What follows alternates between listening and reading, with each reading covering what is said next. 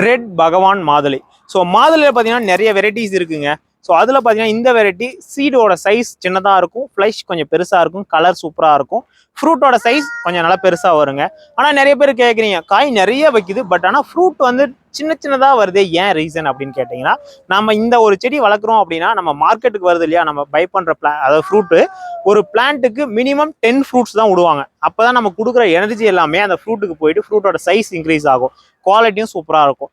நிறைய ஃப்ரூட்ஸ் விடும் போது எல்லாமே செப்பரேட் ஆகிட்டு அது ஃப்ரூட்டோட சைஸ் சின்னதாகிடும். இதுதான் ரீசனுங்க. நீங்கள் ஃப்ளவரிங் முடிஞ்சு ஃப்ரூட் சின்னதாக இந்த சைஸ் வருது இல்லைங்களா, அப்போ பார்த்தீங்கன்னா மற்ற ஃப்ரூட்ஸ் அதாவது ஃப்ளவர்ஸ் எல்லாமே பிச்சு விட்டுருங்க. ஒரு 10 மட்டும் செலெக்ஷன் பண்ணி நல்லா இருக்கிற ஃப்ளவர்ஸாக ஃப்ரூட்டாக விடுங்க. ஸோ அதோட ஃப்ரூட் சைஸ் சூப்பராகவே இருக்கும். ரெகுலராக இந்த மாதிரியான ஃப்ரூட் கலெக்ஷன்லாம் பார்க்கணும் அப்படின்னா மறக்காமல் ஃபாலோ பண்ணிக்கோங்க. இது பார்த்தீங்கன்னா ரெட் பகவான் மாதுளை. தேங்க்யூ ஃபார் வாட்சிங். சாரி சொல்ல மறந்துட்டேன். 1 கிலோ ஃப்ரூட் வந்து பார்த்தீங்கன்னா 250 ரூபா வித்தாலையும் பிளான்ட் என்னமோ 100 தாங்க. வாங்கி வச்சா அடுத்த 6 மாதத்தில் நீங்களும் உங்கள் வீட்டில் சுவையாக சாப்பிட்லாம்.